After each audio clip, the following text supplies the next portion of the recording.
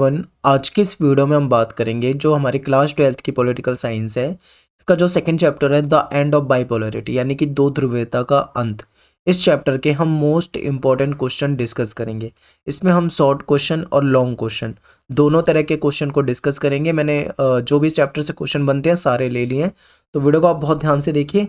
आपका जो एग्ज़ाम आने वाले हैं उसके लिए ये वीडियो बहुत ही हेल्पफुल होने वाली है, तो वीडियो को बहुत ध्यान से देखना है, ठीक है। टेलीग्राम ग्रुप में जुड़ जाइए आप। Class 12th ESP new group नाम से हमारा टेलीग्राम पे ग्रुप है।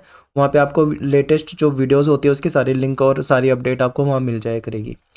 मेरा नाम है सत्येंद्र प्रताप, और आपको कुछ डाउट हो, कुछ पूछना हो तो आप कमेंट कर सकते हैं, या आपको मुझसे बात करनी हो तो आप मुझे मैसेज कर सकते हैं। एकलव्य स्टडी पॉइंट ये मेरा यूज़र नेम है इंस्टाग्राम पे, आप वहाँ फॉलो कर सकते हैं, वहाँ पे मुझे मैसेज कर सकते हैं। चलिए स्टार्ट करते हैं वीडियो को। सबसे पहला क्वेश्चन आपके सामने स्क्रीन पे है, क्वेश्चन नंबर 1 कि बर्लिन की दीवार कब बनी थी और ये किसके बीच में विभाजन का प्रतीक थी। तो बर्लिन की दीवार जो थी ये बनी थी 1961 में, 1961 में। और ये दीवार जो थी ये पूंजीवादी विश्व और साम्यवादी विश्व के बीच में विभाजन का प्रतीक थी, क्योंकि आपको पता है इस दीवार के एक तरफ USA तो दूसरी तरफ USSR, इनका खेमा बटा हुआ था, ठीक है। इस तरीके से दीवार थी, और इस दीवार की लंबाई 150 किलोमीटर थी। ये 28 वर्षों तक खड़ी रही, और 9 नवंबर 1989 को इसको तोड़ दिया गया था वहाँ की आम जनता के द्वारा। तो ये पॉइंट भी आपको याद रखने हैं। इसमें से देखिए कई बार क्या होता है, आपसे शॉर्ट क्वेश्चन बना के भी क्वेश्चन पूछ सकते हैं। मान लीजिए MCQ भी बना सकते हैं, बताइए कि बर्लिन की दीवार को कब गिराया गया था। तो 9 नवंबर 1989 को गिराया गया था, ठीक है। और ऑप्शन में आपको कई सारी डेट दे देंगे, बोल देंगे बताओ कौन सा सही है, तो आपको वहाँ पे भी चूज़ करना होगा। तो अगर आप यहाँ पे समझ जाते हो, सारे पॉइंट याद कर लेते हो, तो क्वेश्चन कैसे भी घुमा दें आप आराम से जवाब दे पाओगे। दूसरा क्वेश्चन है कि दूसरी दुनिया के देश किन्हें कहा जाता है। तो देखिए क्या था कि आपने पढ़ा होगा कि जब सेकेंड वर्ल्ड वॉर ख़त्म हुआ था तो उसके बाद दुनिया जो थी दो गुटों में बट गई थी, ठीक है। एक तरफ USA यानी अमेरिका, एक तरफ USSR यानी कि सोवियत संघ। तो ऐसे में जो सोवियत संघ वाला गुट था उसको कहा जाता था दूसरी दुनिया, ठीक है। ये आपको याद रखना है। तो चलिए एक बार समझते हैं। दूसरे विश्व युद्ध के बाद पूर्वी यूरोप के देशों की राजनीतिक और सामाजिक व्यवस्था को सोवियत संघ के जो समाजवादी तर्ज थी उस पर डाला गया था। यानी जो पूर्वी यूरोप के देश थे उनमें सोवियत व्यवस्था लागू करवाई गई थी, ठीक है। देशों के इस समूह को क्या कहा जाता था, दूसरी दुनिया के नाम से जाना जाता था, या फिर इसको हम सोवियत खेमे के देश भी कहते हैं, या फिर इसको सोशलिस्ट ब्लॉक के देश भी कहा जाता है, ठीक है। इसको हम पूर्वी गठबंधन के देश भी कह सकते हैं, पूर्वी खेमे के देश भी कह सकते हैं। इसके कई सारे नाम हो जाएंगे, तो आपको पेपर में अगर किसी भी नाम से पूछे तो आपको कंफ्यूज नहीं होना, आंसर एक ही आएगा सब में, ठीक है। और इस खेमे का जो नेता था, लीडर था, वो कौन था, USSR यानी कि सोवियत समाजवादी सोवियत गणराज्य, या फिर और शॉर्ट में कहो तो सोवियत संघ आप बोल सकते हो, ठीक है। अगला है कि सोवियत प्रणाली से क्या अभिप्राय है। तो देखिए सोवियत प्रणाली क्या थी, इसमें ना समाजवाद की बातों को रखा गया था, और समतामूलक समाज के आदर्श पे आधारित व्यवस्था को हम क्या कहते हैं, सोवियत प्रणाली कहते हैं। अब एक क्वेश्चन ये भी आता है कि ये जो USSR है ये कैसे बना, या सोवियत व्यवस्था कैसे आई। तो देखिए क्या हुआ, 1917 में रूस में क्रांति हुई थी जिसको समाजवादी क्रांति या फिर बोल्शेविक क्रांति के नाम से जानते हैं। ये जो क्रांति हुई थी ये किसके खिलाफ हुई थी, पूंजीवादी व्यवस्था के खिलाफ, यानी पूंजीवादी व्यवस्था का इसमें विरोध हुआ था, और इसमें समाजवाद और समतामूलक समाज की बातें की गई थी, ठीक है। इसके हाँ एक क्वेश्चन शॉर्ट में ये भी आ सकता है कि बताइए जो 1917 की रूसी क्रांति थी इसके नायक कौन थे। तो व्लादिमीर लेनिन इसके नायक थे, यानी इसके हीरो थे, इन्होंने महत्वपूर्ण भूमिका निभाई थी। और एक क्वेश्चन ये भी पूछ लेते हैं कि बताइए कम्युनिस्ट पार्टी के संस्थापक कौन है। तो व्लादिमीर लेनिन जो है ये ही कम्युनिस्ट पार्टी के संस्थापक भी हैं। और ये जो क्रांति थी इसके बाद क्या हुआ, समाजवादी सोवियत गणराज्य यानी कि USSR जो था इसकी स्थापना हुई थी। तो पूरा का पूरा आपको इस एक ही मतलब क्वेश्चन में बता दिया है। अब यहाँ से आपसे देखिए 2-3 तरह के क्वेश्चन पूछ लेंगे। आपसे ये भी पूछ सकते हैं बताइए USSR का फुल फॉर्म क्या है। तो union of Soviet socialist Republic, या फिर हिंदी में बोले तो समाजवादी सोवियत गणराज्य। एक तो ये पूछ सकते हैं। दूसरा आपसे ये पूछ सकते हैं कि बताइए जो रूसी क्रांति हुई थी वो किसके विरोध में हुई थी। तो आप क्या कहोगे कि पूंजीवादी व्यवस्था के विरोध में हुई थी। तीसरा क्वेश्चन ये पूछ सकते हैं कि बताइए 1917 की जो रूसी क्रांति थी उसके नायक कौन थे। तो व्लादिमीर लेनिन थे, ठीक है। चौथा क्वेश्चन ये भी पूछ सकते हैं शॉर्ट में कि बताइए कम्युनिस्ट पार्टी के संस्थापक कौन थे। तो स्थापना इसकी व्लादिमीर लेनिन द्वारा हुई थी। तो 4 क्वेश्चन शॉर्ट बन सकते हैं, MCQ भी बना सकते हैं, कैसे भी आपसे क्वेश्चन बनाए आप भूलोगे नहीं, बस इतना याद रखिए। अगला क्वेश्चन है कि सोवियत प्रणाली जो थी उसकी विशेषता बताओ। तो जो सोवियत प्रणाली थी, ठीक है, पूर्वी खेमे में, इसकी विशेषता ये है कि इसमें पूंजीवादी व्यवस्था का विरोध किया गया था और समाजवाद के आदर्शों से ये प्रेरित थी। सबसे पहला पॉइंट ये बताना है। इसके बाद आपको पता है कि सोवियत प्रणाली में सब कुछ नियोजित था, यानी प्लान था, प्लानिंग के तहत, यानी नियोजित अर्थव्यवस्था थी, आप ये बता सकते हो। और फिर क्या था भाई, जो सोवियत प्रणाली थी इसमें एक ही पार्टी का दबदबा था, और वो कौन सी पार्टी थी? Communist party. देखिए वहां पे दूसरी किसी पार्टी के लिए कोई जगह ही नहीं थी, कम्युनिस्ट पार्टी ही जो थी वो सब कुछ थी, और इसी का दबदबा था। फिर क्या है भाई, अगर हम बात करें, अगर अमेरिका को छोड़ दें, यूएसए को छोड़ दें, तो शेष विश्व में, यानी अमेरिका के बाद अगर हम बात करें, तो पूरी दुनिया में यूएसएसआर जो था वो दूसरे नंबर पे सबसे डेवलप माना जाता था। यानी इसकी हम कहेंगे कि अर्थव्यवस्था जो थी वो काफी विकसित थी। यहाँ पे बहुत ही अच्छी संचार प्रणाली थी, कम्युनिकेशन व्यवस्था जो थी यहाँ पे बहुत ही बढ़िया थी। और यहाँ पे इनके पास ऊर्जा संसाधन भी बहुत थे, जिसमें खनिज हो गया, तेल, लोहा, इस्पात, ये सारी चीजें यहाँ पे अवेलेबल थी। दूर दराज के इलाकों में इनकी जो आवागमन की जो व्यवस्था थी बहुत ही बेहतर बेहतर थी। और सबसे एक अच्छा पॉइंट ये है कि इनका जो उपभोक्ता उद्योग जो था वो काफी उन्नत था। यानी पिन से लेकर कार तक निर्माण होता था। इसका मतलब समझिए कि इनका जो घरेलू उपभोक्ता उद्योग था, जो यहाँ पे मैन्युफैक्चरिंग होती थी, वो बड़े लेवल पे होती थी। छोटी से छोटी चीज, यानी पिन जो है छोटी से छोटी चीज है, पिन से लेकर बड़ी से बड़ी चीज यानी कार, पिन से लेके कार तक का यहाँ पे क्या होता था? निर्माण होता था। यानी हर छोटी से छोटी चीज से लेके बड़ी से बड़ी चीजों का निर्माण, मैन्युफैक्चरिंग जो है वो यहाँ पे होती थी। ठीक है, ये एक मुहावरे की तरह यूज किया गया है, पिन से लेकर कार तक। इसका मतलब आप ये मत सोचना कि यहाँ पे दो ही चीज बनती थी, एक पिन और दूसरा कार, ऐसा नहीं। मतलब छोटे से चीज से लेकर बड़ी से बड़ी चीजों का यहाँ पे मैन्युफैक्चरिंग होता था, ये इसका मतलब है। फिर यहाँ पे क्या था? न्यूनतम जीवन स्तर की सुविधा थी, कि बेसिक मतलब लोगों की जो नीड होती है उसमें जो जो भी चीजें जरूरत होती है वो सरकार प्रोवाइड कराती थी। ये यहाँ पे बेरोजगारी नहीं थी। स्वास्थ्य जो हेल्थ सर्विस होती है वो बहुत अच्छी थी, हॉस्पिटल वगैरह, मेडिसिन वगैरह सब कुछ अवेलेबल था। एजुकेशन बहुत अच्छी थी, शिक्षा बहुत बढ़िया था। मिल्कियत का प्रमुख रूप राज्य का स्वामित्व होता था, यानी जो सत्ता जो है, ठीक है, इसमें जो राज्य है, राज्य का मतलब सरकार, यही मतलब इसी के पास सारा अधिकार होता था। और उत्पादन के साधनों पे पूरी तरीके से राज्य का नियंत्रण था। राज्य यानी कि सरकार जो है वो पॉलिसी बनाती थी सबके भले को देखकर। ठीक है, तो ये तो हो गई इसकी विशेषताएं। तो अब देखो यहाँ पे मैंने पॉइंट बता दिए बहुत सारे, लेकिन पेपर में इतने सारे पॉइंट नहीं लिखने। पेपर में ये क्वेश्चन आएगा, अगर लॉन्ग क्वेश्चन में आता है तो ये आता है 6 मार्क्स में। 6 मार्क्स में आता है तो ओनली 6 पॉइंट आपको लिखने। ठीक है, कितने लिखोगे? Only 6 point. मान लीजिए 4 मार्क्स में क्वेश्चन आता है तो ओनली 4 पॉइंट आपको लिखने और उसको एक्सप्लेन कर देना थोड़ा थोड़ा, दो दो तीन तीन लाइन में। ठीक है, अब बात करते हैं कि सोवियत संघ के विघटन के कारण क्या थे, और या फिर कई बार क्वेश्चन आ जाता है कि विघटन के परिणाम क्या थे। तो सबसे पहले कारण को डिस्कस करेंगे, फिर हम परिणाम को डिस्कस करेंगे। ठीक है, तो देखिए आपके दिमाग में क्वेश्चन आएगा कि आपने जस्ट अभी ये पढ़ा है कि सोवियत संघ में सब कुछ इतना बेहतर था। जैसे आपने पढ़ा कि भाई बहुत अच्छी यहाँ पे प्लान्ड अर्थव्यवस्था थी, कम्युनिस्ट पार्टी जो थी सब कुछ व्यवस्था सही चल रही थी, विकसित अर्थव्यवस्था थी, संचार प्रणाली बहुत अच्छी थी, ऊर्जा संसाधन बहुत सारे थे, बेरोजगारी नहीं थी, ठीक है, लोगों को न्यूनतम जीवन स्तर की सुविधा थी, एजुकेशन अच्छी थी, स्वास्थ्य सुविधा अच्छी थी, सब कुछ इतना अच्छा था। तो सोवियत संघ का विघटन क्यों हो गया? तो इसे समझिए। देखिए यहाँ पे क्या था, शुरू में सब कुछ अच्छा था, लेकिन धीरे धीरे धीरे धीरे यहाँ पे व्यवस्था जो थी वो बिगड़ने लगी थी। ठीक है, इसलिए यहाँ इसका इसका जो है बाद में विघटन हो गया। तो देखिए नागरिकों की राजनीतिक और आर्थिक आकांक्षाओं को पूरा ना कर पाना, यानी यहाँ की जो सरकार थी, ठीक है, यानी जो सोवियत सरकार थी, जो सत्ता थी, वो यहाँ पे जो नागरिकों की जो राजनीतिक और आर्थिक आकांक्षाएं थी उसको पूरा करने में असमर्थ थी, पूरा नहीं कर पा रही थी। दूसरा क्या था, सोवियत संघ में सब कुछ अच्छा था शुरू में, लेकिन बाद में नौकरशाही का शिकंजा कसता चला गया। यानी जो ब्यूरोक्रेट्स होते हैं, ब्यूरोक्रेसी जो है वो बहुत ही उसके हाथ में सब कुछ चला गया था। यानी जो इनके अधिकारी लोग होते हैं सब कुछ इनके अनुसार होने लगा था, तो इनका शिकंजा कसता चला गया। फिर कम्युनिस्ट पार्टी का अंकुश, आपको पता है कि यहाँ पे एक ही पार्टी को शासन की अनुमति थी, वो थी कम्युनिस्ट पार्टी। तो कम्युनिस्ट पार्टी जो थी वो कहीं ना कहीं मतलब उसका नियंत्रण था, वो अपने फायदे को ही देखती थी, जनता के लिए काम नहीं कर रही थी। फिर क्या है कि संसाधन तो इनके पास बहुत सारे थे, लेकिन उन्होंने इसका ज्यादा से ज्यादा इस्तेमाल जो है हथियारों को बनाने में कर दिया था।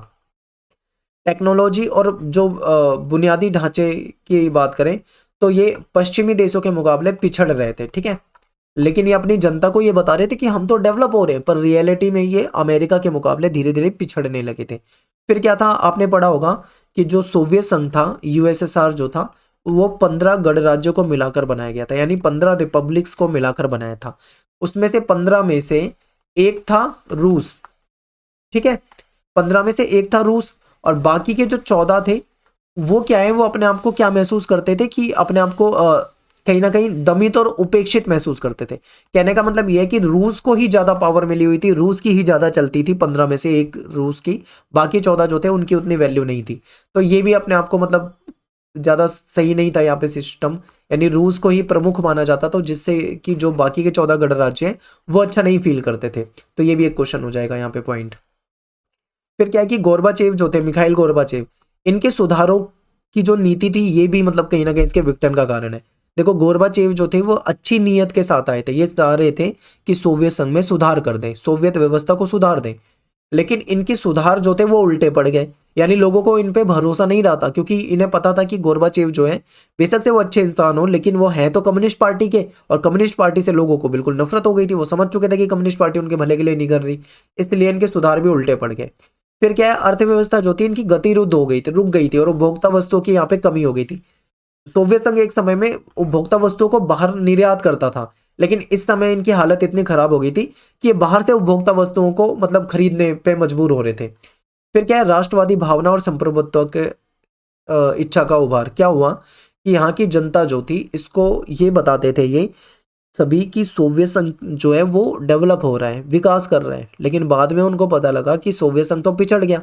तो कहीं ना कहीं उनके अंदर भी मतलब ये भावना आई कि इनके साथ धोखा हुआ है, कम्युनिस्ट पार्टी ने इनके साथ धोखा हुआ है, तो इसीलिए राष्ट्रवादी भावना उनके अंदर पनपी और सबने मिलकर इसका विरोध करा। फिर क्या है, सोवियत प्रणाली का सत्तावादी होना, इनकी जो सोवियत व्यवस्था थी वो सत्तावादी हो गई थी। सत्तावादी का मतलब क्या होता है कि जो लोग सत्ता में बैठे होते हैं, जब वो लोग केवल अपना बेनिफिट देखें, केवल अपना फायदा देखें, और जनता को नुकसान हो रहा है तो जनता को नुकसान होने दें, जनता से उन्हें कोई फर्क ही ना पड़े, बस अपना अपना फायदा देखे, तो इसे बोलते हैं सत्तावादी होना। यानी यहाँ की जो सरकार थी वो सत्तावादी हो चुकी थी, और जो सोवियत संघ में जो कम्युनिस्ट पार्टी थी वो जनता के प्रति जवाब दे नहीं थी। तो इतने सारे नकारात्मक पॉइंट है, नेगेटिव पॉइंट है, जिससे आप बता सकते हो कि सोवियत संघ का विघटन हो गया। ठीक है, तो इनमें से देखो अब यहाँ पे बहुत सारे पॉइंट है। 6 मार्क्स में आता है क्वेश्चन तो 6 पॉइंट लिखो, 4 मार्क्स के क्वेश्चन में आता है तो 4 पॉइंट लिखो। ठीक है, और उसको अच्छे से एक्सप्लेन करो। ये है कि 6 मार्क्स के क्वेश्चन में आता है तो आप 1 पॉइंट एक्स्ट्रा लिख सकते हो, 7 लिख देना, 4 की जगह 5 लिख देना, पर इससे ज्यादा बड़ा मत लिखना, क्योंकि मार्क्स आपको कोई एक्स्ट्रा नहीं मिलेंगे। अगला है सोवियत संघ के विघटन के क्या परिणाम हुए। तो देखो जैसे ही सोवियत संघ खत्म हुआ, आपको पता है कि दो महाशक्तियां थी, एक तरफ था अमेरिका और एक तरफ था यूएसएसआर। जब यूएसएसआर यानी सोवियत संघ खत्म हो गया तो क्या हुआ दुनिया में, सबसे पहले तो ये था कि शीत युद्ध खत्म हो गया, क्योंकि इन दोनों के बीच में ही कंपटीशन चल रहा था जिसको शीत युद्ध के रूप में जानते हैं। जब यूएसएसआर खत्म हो गया तो शीत युद्ध भी खत्म हो गया। फिर क्या है, दोनों के बीच में हथियारों को लेकर होड़ थी, पर अब सोवियत संघ खत्म हो गया तो हथियारों की होड़ जो थी वो भी क्या हो गई, खत्म हो गई। फिर क्या है कि इन दोनों के बीच में विचारधाराओं की लड़ाई थी। यूएसए कहता था कि जो कैपिटलिज्म है यानी जो पूंजीवाद है वो बेहतर है, यूएसएसआर कहता था जो कम्युनिज्म है यानी जो साम्यवाद है वो बेहतर है। तो पूंजीवादी और समाजवादी साम्यवादी व्यवस्था जो है इसको लेकर जो विचारधाराओं की लड़ाई थी ये भी खत्म हो गई। फिर क्या है, दुनिया एक ध्रुवीय विश्व बन गई। कहने का मतलब ये है कि पहले दो ध्रुव होते थे, यूएसए और यूएसएसआर, लेकिन अब यूएसएसआर खत्म हो गया तो यूएसए ही ज्यादा ताकतवर रह गया, यानी एक ध्रुवीय विश्व बन गया। अब अमेरिका का ही वर्चस्व दिखने लगा।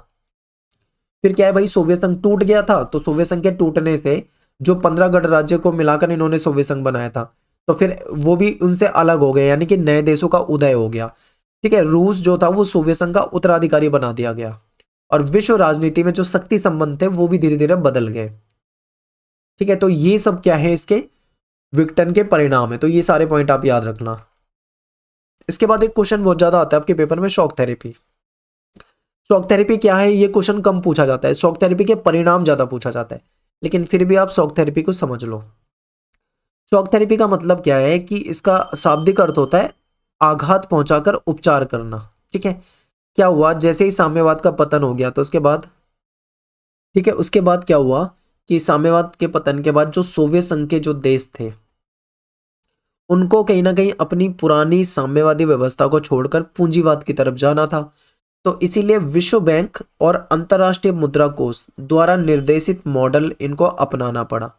इस मॉडल के तहत ये साम्यवाद को छोड़कर पूंजीवाद की तरफ, ठीक है, पूंजीवाद की तरफ गए, यानी साम्यवादी व्यवस्था को छोड़ दिया और पूंजीवादी व्यवस्था को अपना लिया। इसी को क्या बोलते हैं, शॉक थेरेपी कहते हैं। ठीक है, समझ में आया, बिल्कुल इतना याद कर लो, 2 से 3 लाइन पेपर में आ सकता है क्वेश्चन, तो इंपॉर्टेंट है। अब क्वेश्चन आपके पेपर में आता है कि बताइए शॉक थेरेपी की मुख्य विशेषता क्या है, या फिर शॉक थेरेपी के परिणाम क्या है। तो देखिए, शॉक थेरेपी की विशेषता यह है कि मिल्कियत का प्रमुख रूप निजी स्वामित्व है। पहले क्या होता था, जो सोवियत संघ की व्यवस्था होती थी उसमें जो मिल्कियत का प्रमुख जो होता था वो राज्य होता था, यानी सब कुछ सरकार और राज्य के हाथ में था। लेकिन जो कैपिटलिज्म है, यानी जो पूंजीवादी व्यवस्था है जो कि शॉक थेरेपी के तहत थी, इसमें सब कुछ क्या होता है, निजी हाथों में होता है। तो ये याद रखना है, निजी स्वामित्व। दूसरा क्या है कि इसमें राज्य की संपदा का भी निजीकरण किया गया। फिर जो पहले सामूहिक फार्म जो थे उसको निजी फार्मों में बदला गया। खेती का जो तरीका था वो भी बदला गया। पहले पूंजीवादी व्यवस्था पहले सॉरी साम्यवादी तरीके से खेती होती थी। अब पूंजीवादी पूंजीवादी में क्या होता है, मशीनों का ज्यादा इस्तेमाल होता है, यानी इस तरीके से खेती की जाने लगी। फिर क्या है, मुक्त व्यापार व्यवस्था को भी अपनाया गया, क्योंकि पूंजीवाद में मुक्त व्यापार फ्री ट्रेड को बहुत ज्यादा महत्व दिया जाता है। फिर मुद्राओं की आपसी परिवर्तनीयता हुई। पश्चिमी देशों की आर्थिक व्यवस्था से इनका जुड़ाव होने लगा और पूंजीवाद के अतिरिक्त किसी भी वैकल्पिक व्यवस्था को यहाँ पे स्वीकार ना किए जाने वाली रूल्स थे कि आपको बस और बस पूंजीवाद को ही अपनाना है, इसके अलावा कोई दूसरी व्यवस्था नहीं अपनानी। तो ये सब हुआ था शॉक थेरेपी के कारण। तो ये शॉक थेरेपी की मुख्य विशेषता है। अब जो है मेन क्वेश्चन, सबसे ज्यादा पेपर में यही पूछा जाता है, इसे मैं कहूंगा मोस्ट इंपॉर्टेंट क्वेश्चन।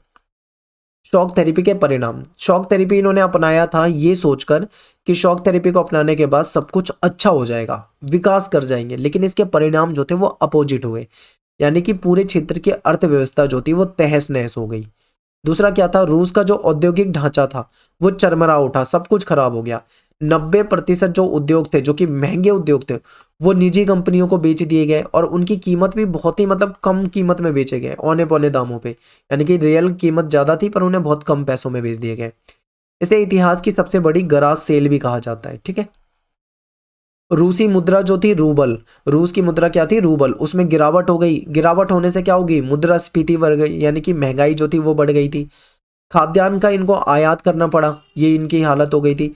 सरकारी पहले रियायतें मिलती थी, यानी सब्सिडी मिलती थी पहले, वो सब्सिडी भी धीरे धीरे क्या हो गई, खत्म हो गई, रियायतें खत्म कर दी गई।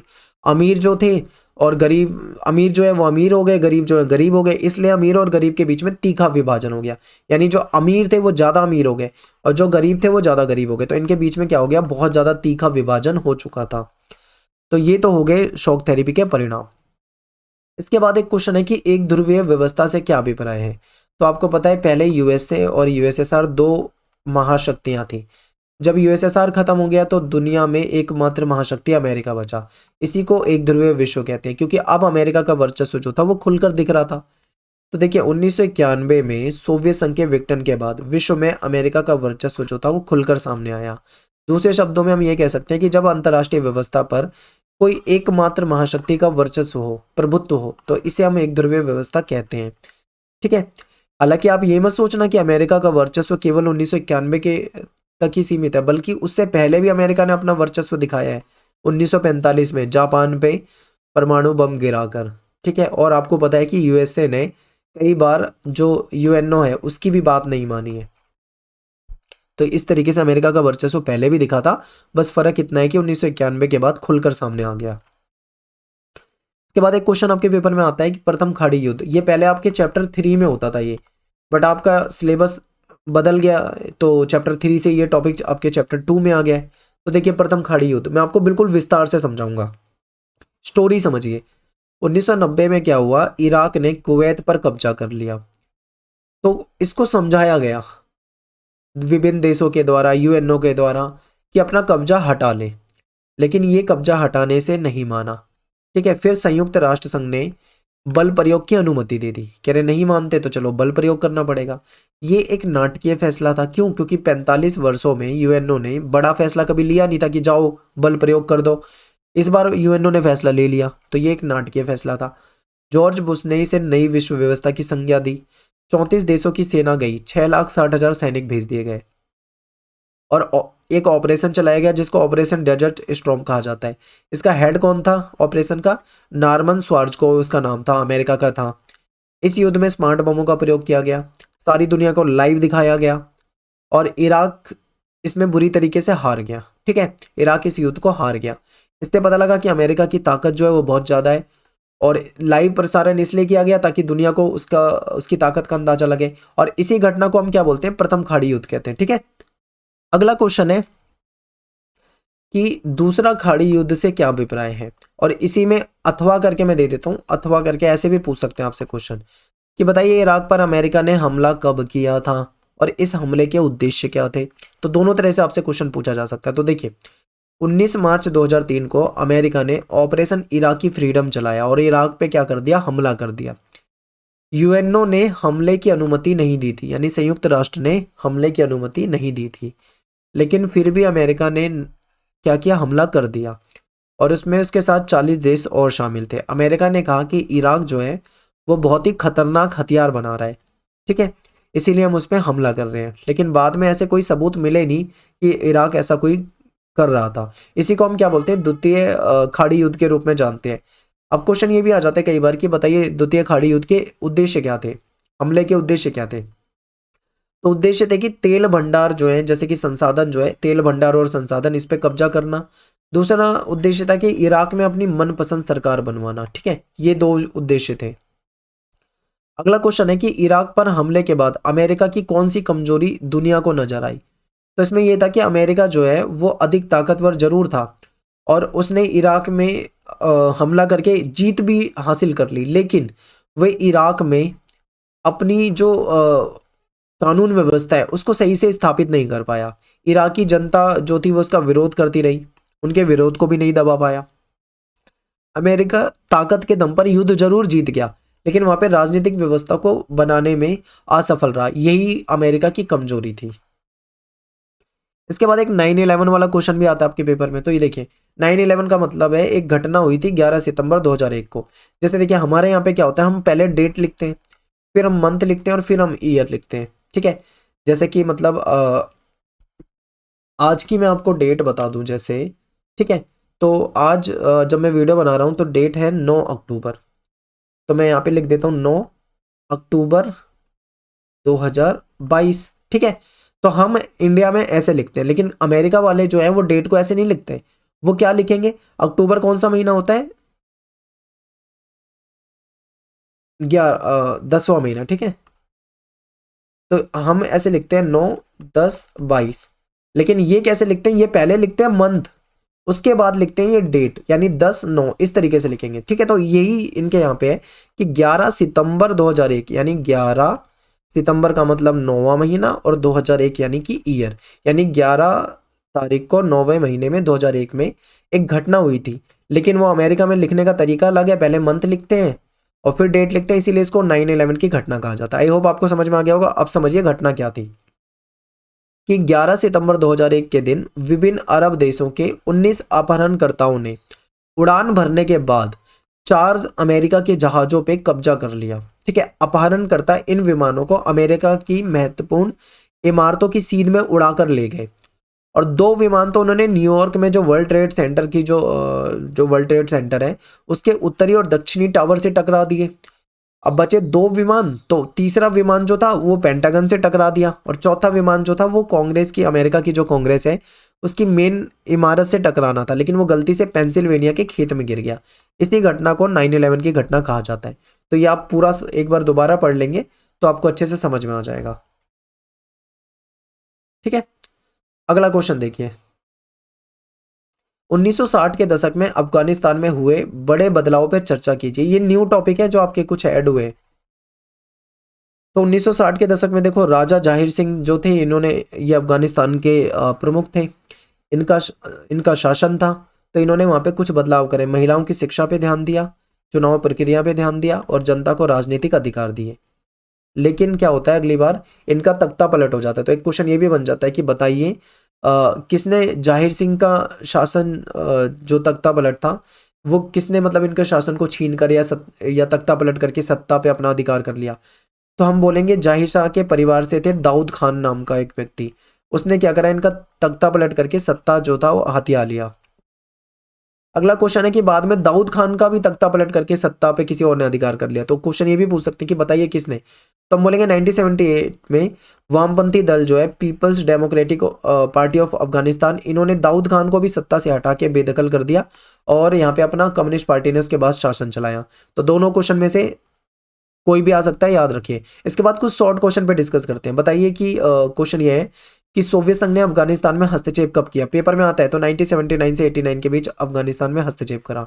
फिर क्वेश्चन ये आता है कि मिखाइल गोर्बाचेव जो है कम्युनिस्ट पार्टी के महासचिव कब बने थे। 1985 में बने थे। अगला क्वेश्चन है कि सोवियत संघ में सुधारों की नीति किसने चलाई थी। तो मिखाइल गोर्बाचेव ने चलाई थी। एक क्वेश्चन ये है कि बताइए कि अरब स्प्रिंग के उद्देश्य क्या है। तो शासन व्यवस्था में सुधार। ठीक है, ये जो अरब आंदोलन हुआ था, अरब स्प्रिंग हुआ था, इसका उद्देश्य था कि शासन व्यवस्था में सुधार चाहते थे, लोकतंत्र की स्थापना पे बल देना चाहते थे, ये शिक्षा, विकास और रोजगार पे इनका के लिए इन्होंने आंदोलन किया था और समानता की मांग कर रहे थे। अगला क्वेश्चन है कि सोवियत संघ ने अफगानिस्तान में अपनी सेना को कब भेजा और इसके क्या परिणाम हुए। तो 24 दिसंबर 1979 में इन्होंने अफगानिस्तान में सेना भेजी थी। इसके परिणाम ये हुए कि मुस्लिम देशों ने इसका विरोध किया, अफगानिस्तान के जो लोग थे उन्होंने भी इसका विरोध करा, संयुक्त राष्ट्र संघ ने भी इसका विरोध करा और अमेरिका ने भी इसका विरोध करा, यानी सबके द्वारा इसका विरोध किया गया था इस घटना का। अगला क्वेश्चन है कि अरब क्रांति से क्या अभिप्राय है, विस्तार से समझाइए। पेपर में नया टॉपिक आपके ऐड हुआ है सिलेबस में, तो पेपर में आ सकता है इसमें। तो देखिए अरब क्रांति क्या है, ट्यूनेशिया में एक आंदोलन शुरू हुआ था जिसको अरब स्प्रिंग या फिर अरब विद्रोह या फिर अरब क्रांति के नाम से जानते हैं। ठीक है, 2009-10 के आसपास की यह घटना है। इसमें लोकतांत्रिक व्यवस्था और पश्चिम एशियाई देशों में लोकतांत्रिकरण के लिए इन्होंने क्या करा था, मांग की थी। यहाँ पे जनता जो थी उसने भ्रष्टाचार, बेरोजगारी और निर्धनता के खिलाफ संघर्ष शुरू कर दिया था और राजनीतिक आंदोलन में बाद में ये परिवर्तित हो गया था। शुरू में तो इसकी डिमांड क्या थी, भ्रष्टाचार हटाओ, बेरोजगारी, लेकिन धीरे धीरे ये एक राजनीतिक आंदोलन में बदल गया था। आपके सैंपल क्वेश्चन पेपर में क्वेश्चन आया हुआ है कि अरब क्रांति बाद में किस रूप में बदल गया। ऑप्शन में दे रखा था आर्थिक आंदोलन, राजनीतिक आंदोलन, सामाजिक आंदोलन, कुछ इस तरीके से।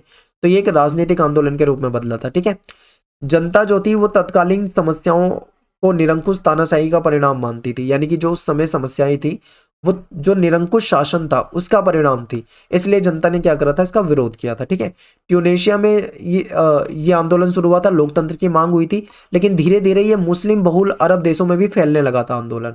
ठीक है, तो ये जो हो गया। और ये भी पूछ लेते हैं कई बार कि अरब क्रांति का प्रभाव कहाँ कहाँ दिखा, तो आप कहोगे यमन, बहरीन, लीबिया और सीरिया जैसे देशों में भी इसका प्रभाव देखने को मिला था। ठीक है, अगला क्वेश्चन है कि अरब स्प्रिंग के कारण बताओ। तो गरीबी, बेरोजगारी, भ्रष्टाचार, सोशल मीडिया का प्रभाव, सत्तावादी शासन का विरोध, ये सारे इसके कारण थे। ग्लासनोस्त और पेरेस्ट्रोइका से क्या अभिप्राय है। देखो ये दोनों ग्लासनोस्त और पेरेस्ट्रोइका जो है ये रशियन शब्द है, रशियन भाषा के वर्ड हैं। ठीक है, तो आपको सुनने में थोड़ा अजीब लगेगा ग्लासनोस्त एंड पेरेस्ट्रोइका, लेकिन इसका मतलब क्या होता है, ग्लासनोस्त का मतलब होता है खुलापन, यानी नीति में खुलापन लाना, और पेरेस्ट्रोइका का मतलब होता है पुनर्रचना। ठीक है, दोबारा से मतलब अरेंज करना, उसको रिकंस्ट्रक्ट करना, आप ऐसे समझ सकते हो। तो 1980 के दशक में मिखाइल गोर्बाचेव ने राजनीतिक सुधारों और लोकतंत्रीकरण की नीति को अपनाया, यानी वहां पे सुधार करने का इन्होंने प्रयास करा। इन्हीं सुधारों को हम ग्लासनोस्त और पेरेस्ट्रोइका के नाम से जानते हैं। सोवियत संघ के विघटन की घोषणा कब और किसके द्वारा हुई थी। तो बोरिस येल्त्सिन के द्वारा हुई थी 1991 में, इनके नेतृत्व में हुई थी। रूस, यूक्रेन और बेलारूस ने इसकी घोषणा की थी। ठीक है, अगला क्वेश्चन है कि रूस के किन दो गढ़ राज्यों में हिंसक अलगाववादी आंदोलन चले थे। तो चेचन्या और Dagestan. Most important question, short question में काफी पूछा जाता है। फिर एक क्वेश्चन ये है कि पूर्वी यूरोप में कौन सा देश है जो शांतिपूर्वक दो भाग में बट गया था। चेकोस्लोवाकिया, ये दो देश में बट गया था, एक चेक बन गया, एक स्लोवाकिया बन गया। ठीक है, एक क्वेश्चन है कि बाल्कन क्षेत्र जो है उसमें बताइए कौन सा देश है जो जो जहां पे गृह युद्ध हुआ और गृह युद्ध के कारण वो कई हिस्सों में टूट गया। तो यूगोस्लाविया वो देश है जहां पे गृह युद्ध हुआ था और बाद में ये कई हिस्सों में टूट गया था, जैसे बोस्निया, हर्जेगोविना, स्लोवेनिया, क्रोएशिया, इस नाम से ये बट गया था। अगला क्वेश्चन है कि मध्य एशिया में कौन सा देश है जहां पे 10 वर्ष तक गृह युद्ध चला। तो ताजिकिस्तान जो है यहाँ पे 10 वर्ष तक गृह युद्ध चला था। एक क्वेश्चन ये भी आता है कि मध्य एशियाई देश है वो क्यों बाहरी ताकतों और तेल कंपनियों के बीच में प्रतिस्पर्धा का अखाड़ा बना। तो इसके पीछे कारण है इनके पास पेट्रोलियम संसाधन है, यानी इनके पास पेट्रोल के विशाल भंडार है, और यही पेट्रोल के विशाल भंडार के कारण ये बाहरी ताकतों और तेल कंपनियों के बीच में प्रतिस्पर्धा का अखाड़ा बन चुके हैं। तो यहां से हमारा ये चैप्टर खत्म हो जाता है। अब इस चैप्टर से जो MCQ क्वेश्चन बनते हैं उसके लिए मैं आपको एक लिंक दूंगा, डिस्क्रिप्शन बॉक्स में एमसीक्यू क्वेश्चन के, मैंने लास्ट ईयर बनाया था, और इस चैप्टर के सारे 40+ एमसीक्यू क्वेश्चन है इंपॉर्टेंट जो वहाँ पे कराए हुए हैं। ठीक है, लास्ट ईयर क्या था, टर्म 1 टर्म 2 इस तरीके से एग्जाम हुआ था। तो लेकिन आपके ये जो 40+ एमसीक्यू क्वेश्चन मैं दे रहा हूँ लिंक, ये सारे आपके काम आएंगे। तो इस वीडियो के डिस्क्रिप्शन में जाके आप एमसीक्यू क्वेश्चन को भी जरूर देख लेना, ताकि आपकी पूरी तरीके से तैयारी हो जाए। और आप एक बार मुझे कमेंट में ये भी बता दो कि कौन कौन से चैप्टर आपके मिड टर्म में आएंगे, तो उसके हिसाब से मैं आपके इंपॉर्टेंट क्वेश्चन बना दूंगा। तो मिलते हैं आपसे नेक्स्ट वीडियो में। थैंक्स फॉर वॉचिंग सभी को। जय हिंद, जय भारत।